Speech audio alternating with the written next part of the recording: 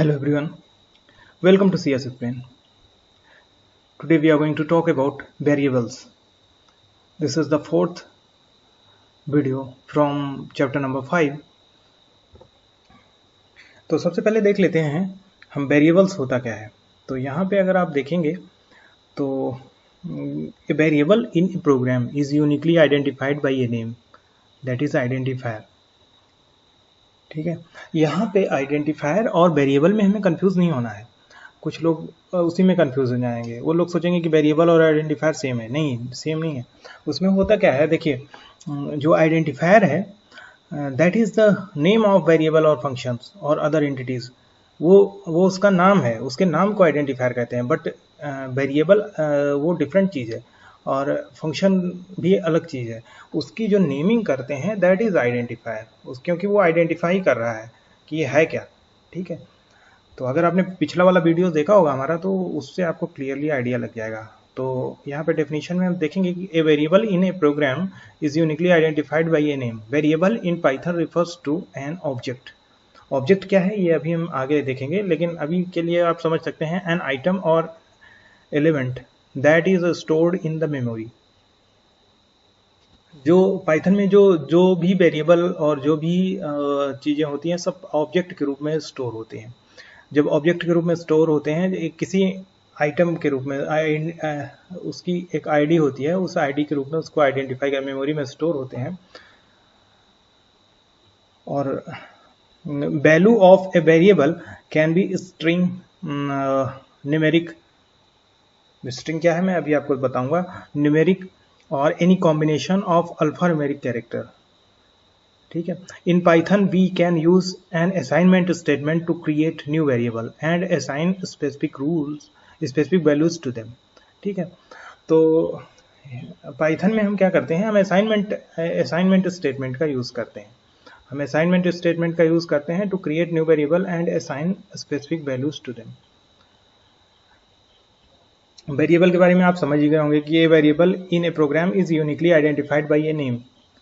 ठीक है, वो जो नेम है वो आइडेंटिफायर है, उसको हम आइडेंटिफायर बोलते हैं। नेमिंग ऑफ अ वेरिएबल और function that is identifier, not the whole variable. Variable is different thing.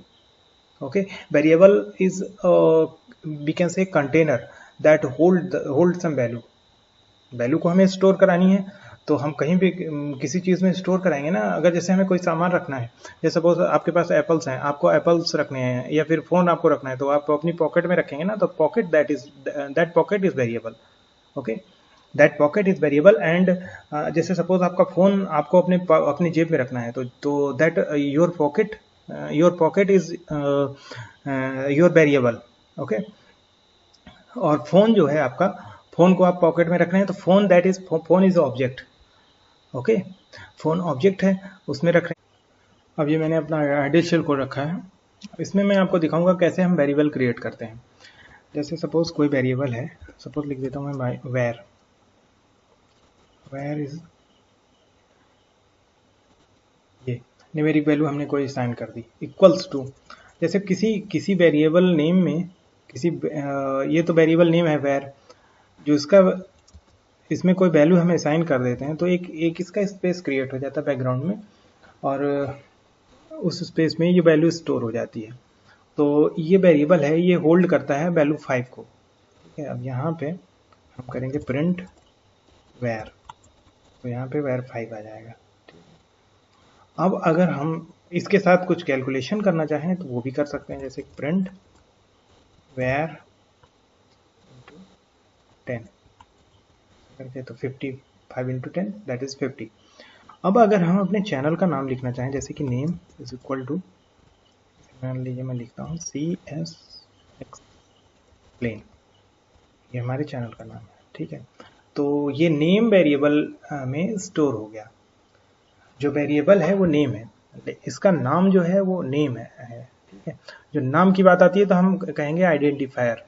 ठीक है, तो हम इसको डायरेक्ट भी ऐसे आइडल में होता है, बट फाइल में आप करेंगे तो जैसे स्क्रिप्ट मोड में करेंगे, किसी फाइल .py फाइल में, कोई पाइथन फाइल में आप प्रोग्राम लिखेंगे तो वहाँ पे ये इस तरह से वर्क नहीं करेगा। वहाँ पे आपको प्रिंट स्टेटमेंट का यूज़ करना पड़ेगा, प्रिंट नेम। ठीक है।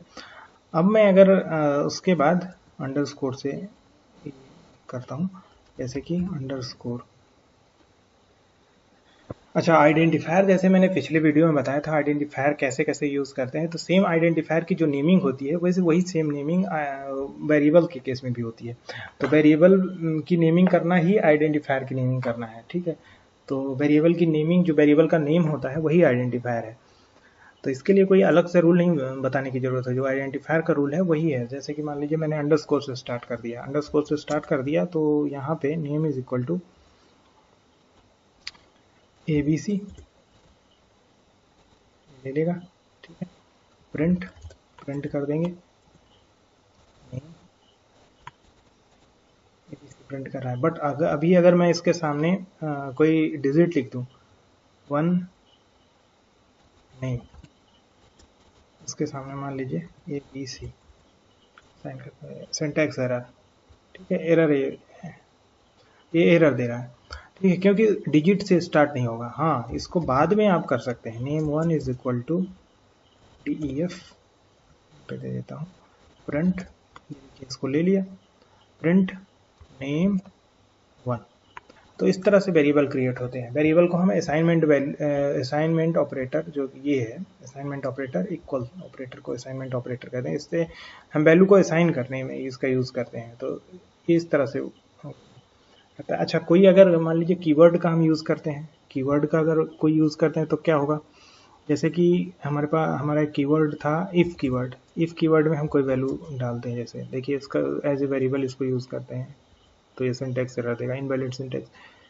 या डेफ कीवर्ड था, डेफ कीवर्ड में 3 नहीं लेगा, बट इसके साथ हम कुछ और लगा लेते हैं, जैसे कि डेफ 1, ये अब तुरंत इसको ले लेगा, प्रिंट डेफ 1। इस तरह से जैसे किसी जैसे कोई पर्सन है, उसका मान लीजिए मैं उसका नाम लिख रहा हूँ, जो सपोज अंकित है, अंकित, ठीक है। नेम हो गया, और नेम के बाद सपोज उसकी सैलरी, वर्क्स इन कहाँ पे काम करता है, सपोज उसको गूगल में काम करता है, गूगल सैलरी सपोज 50,000 है,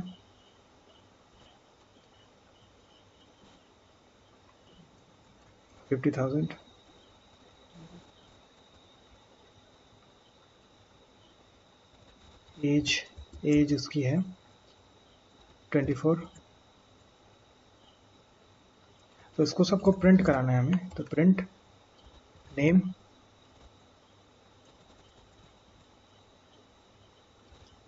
प्रिंट हो जाएगा। प्रिंट एक साथ सबको लिख देंगे तब भी स्क्रिप्ट मोड में एक साथ लिख पाएंगे, प्रिंट वर्क्स। अच्छा, ऐसा कोई वेरिएबल जो यूज ही नहीं किया गया है उसको प्रिंट कराएंगे तो क्या होगा, एरर दे देगा, क्योंकि वर्क नहीं यूज किया गया है, वर्क्स यूज किया गया है। तो यहाँ पे लिखेंगे प्रिंट वर्क्स। इस तरह से सारी इंफॉर्मेशन हम प्रिंट कर सकते हैं।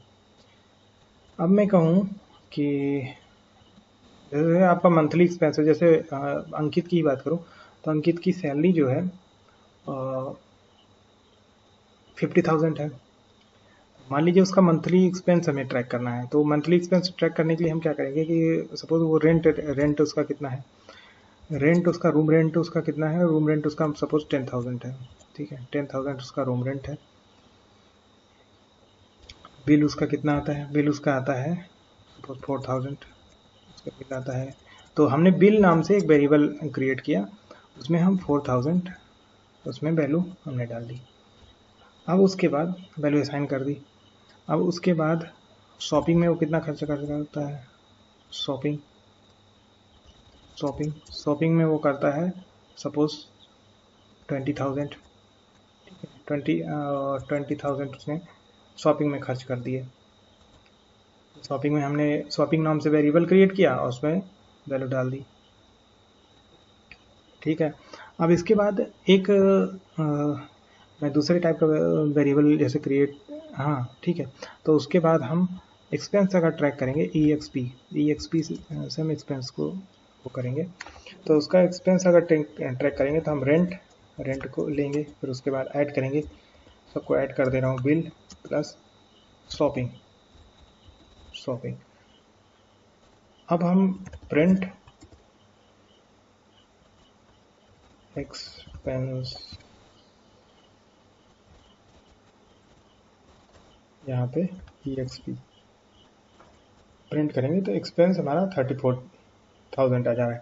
अच्छा, उसकी सेविंग कितनी हो रही है, तो सेविंग के लिए हम क्या करेंगे, तो एक वेरिएबल और हम क्रिएट करेंगे सेविंग, दैट इज सेविंग कितनी हो रही है, सेविंग जितनी सैलरी होगी, सैलरी